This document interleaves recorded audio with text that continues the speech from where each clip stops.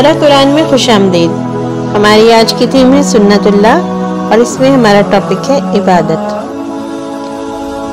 آپ سب جانتے ہیں کہ کلمہ پڑھنے سے انسان مسلمان ہو جاتا ہے۔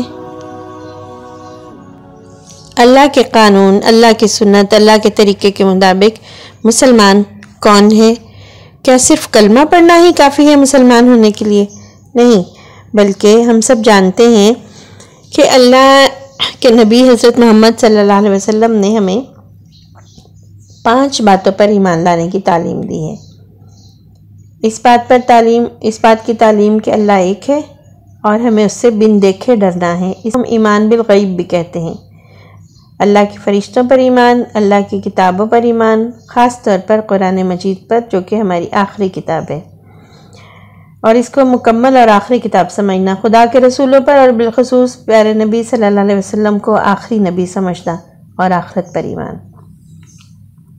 یہ سب چیزیں اسلام کی بنیاد ہیں۔ جب ہم ان پر ایمان لے آتے ہیں تو دراصل ہم مسلمانوں کے گروہ میں شامل ہو جاتے ہیں، لیکن ابھی ہم پورے مسلمان نہیں ہیں۔ پورا مسلم انسان اس وقت ہوتا ہے جب وہ ان ساری باتیں مان لے جو پیارے نبی صلی اللہ علیہ وسلم نے ہمیں سکھائی ہیں، یعنی ان تمام احکامات کی پیروی کرے، وہ تمام زندگی کے طریقے اختیار کرے جو اللہ کے نبی صلی اللہ علیہ وسلم کو خدا نے دیے ہیں۔ ایمان لانے کے ساتھ ہی اللہ کی فرما برداری فرض ہو جاتی ہے۔ فرما برداری کا نام ہی تو اسلام ہے نا۔ ہم نے سیکھا تھا نا اس بات کو۔ جب ہم نے اس بات کا اقرار کر لیا کہ اللہ ایک ہے، وہ ہمارا آقا ہے اور ہم اس کے غلام، ہم اس کے فرما بردار ہیں۔ اس کے فرما بردار کہنے سے نہیں بلکہ کرنے سے، یعنی عمل سے اس کے فرما بردار ہیں۔ جب اللہ کو اپنا رب مان لیا تو اس کی ساری باتیں بھی ماننی پڑیں گی، اسی کا نام بندگی ہے۔ اور جب ہم نے اس بات کا اقرار کر لیا کہ قرآن پاک ہماری آخری کتاب ہے، اس پر ہم ایمان لاتے ہیں، تو دراصل اس کے معنی کیا ہے کہ قرآن پاک میں جو کچھ لکھا ہوا ہے، جو اللہ کے احکامات موجود ہیں، وہ خدا ہی کی باتیں ہیں، خدا کا فرمان ہے۔ اب ہم پہ لازم ہے کہ ہم اس کی ہر بات کو مانیں، اس کے ہر حکم پر سر جھکا دیں۔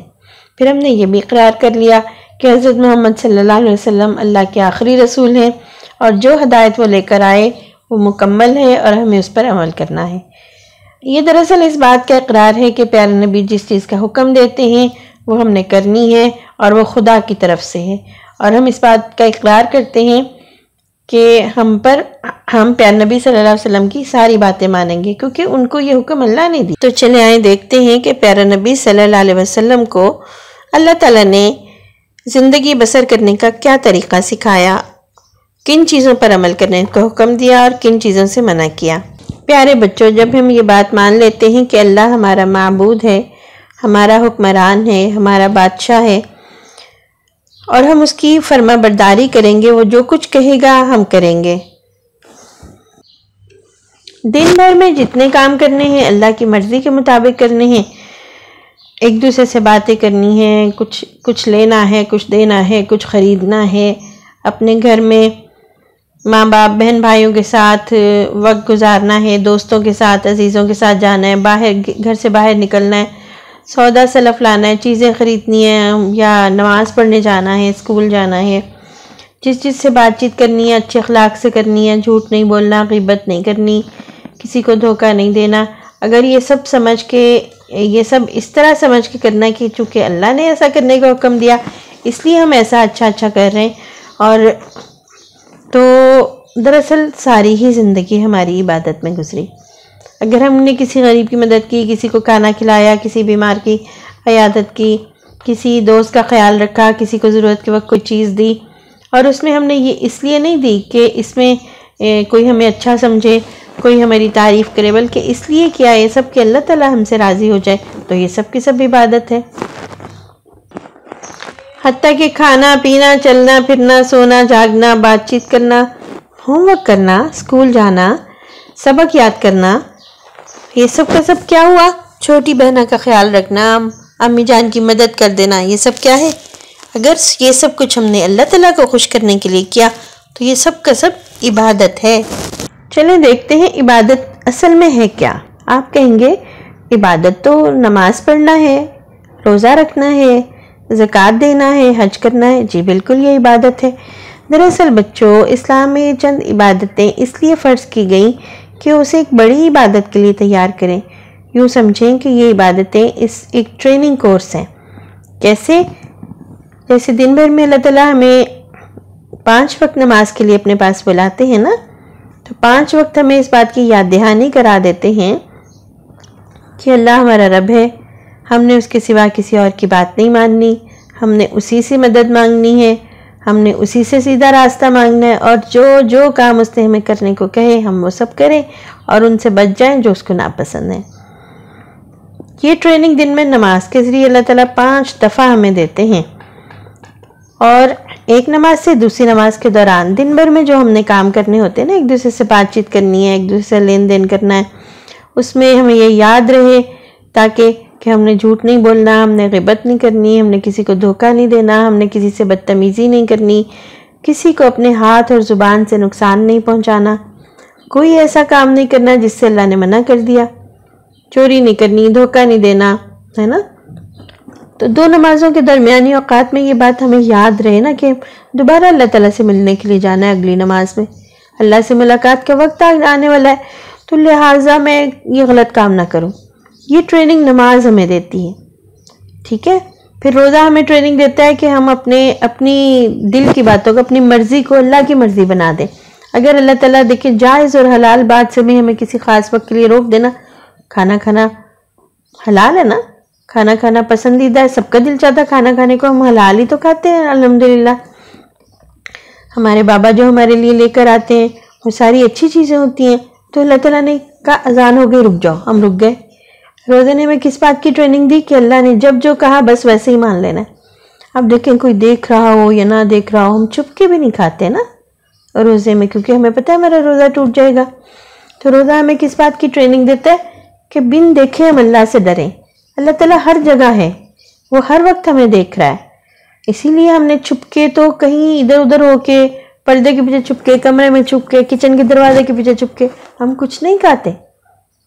اس طرح ہماری یہ ٹریننگ ہو جاتی ہے زندگی میں کہ اللہ تعالیٰ ہمیں ہر وقت دیکھ رہے ہیں، اور ہم نے کہیں ہم اس سے چھپ نہیں سکتے، لہٰذا ہم نے کوئی غلط کام ایسا نہیں کرنا جو اللہ تعالیٰ کو ناپسند ہو۔ اسی طرح رات کو سوتے وقت جب ہم آخری نماز پڑھتے ہیں اور پھر ہم دعائیں پڑھ کے سو جاتے ہیں، اور پھر ہم صبح اٹھتے ہیں، پھر ہماری دن کا آغاز نماز سے ہوتا ہے، تو یہ 2 نمازوں کے درمیان جو سونے کا وقت ہے، پیارے بچوں یہ بھی بونس میں عبادت ہے۔ کیسا ایکسٹرا بینیفٹ مل گیا ہمیں اس بات کا کہ اللہ تعالیٰ نے ہمارے سونے کے کام کو بھی، جو ہم نے سونا ہی سونا ہے، نیند تو خود ہی آ جاتی ہے، اس سونے کو بھی عبادت کر دیا۔ کیسی مزے کی بات۔ اب ایک بات اور دیکھیں، وضو ضروری ہے نا نماز سے پہلے۔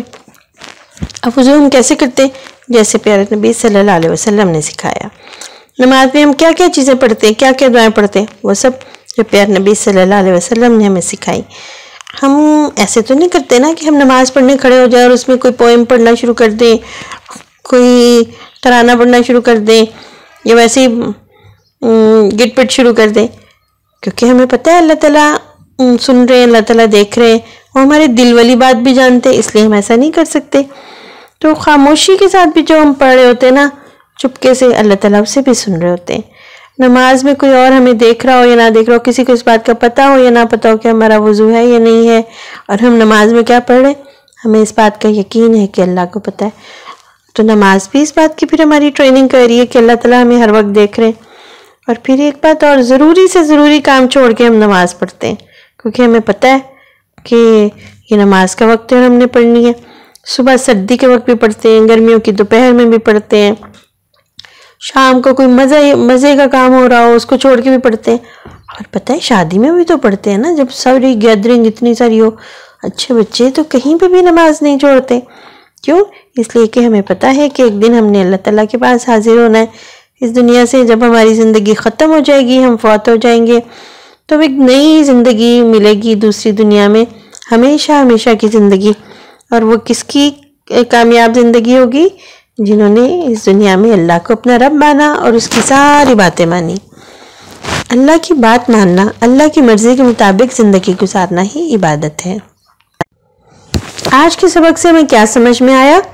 یہ سمجھ میں آیا کہ سنت اللہ یعنی جو اللہ کا طریقہ ہے، اللہ کا قانون ہے، اس کا بنایا ہوا ڈسپلن ہے، اس کے مطابق زندگی گزارنا عبادت ہے۔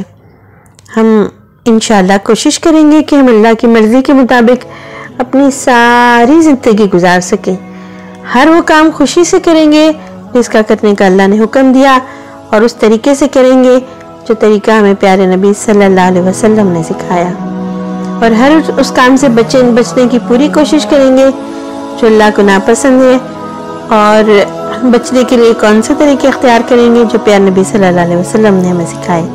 اللہ تعالیٰ ہمارے لیے اپنی عبادت کرنا، سارا دن عبادت میں گزارنا، یعنی اپنی مرضی کے مطابق زندگی گزارنا ہمارے لیے آسان کر دے، تاکہ وہ راضی ہو جائے، اور جب قیامت کے دن ہم اس سے ملیں، ہم اللہ تعالیٰ کو دیکھیں تو ہمارا دل خوش ہو جائے، کیونکہ اللہ کو دیکھنا زندگی کی سب سے بڑی خوشی ہوگی انشاءاللہ۔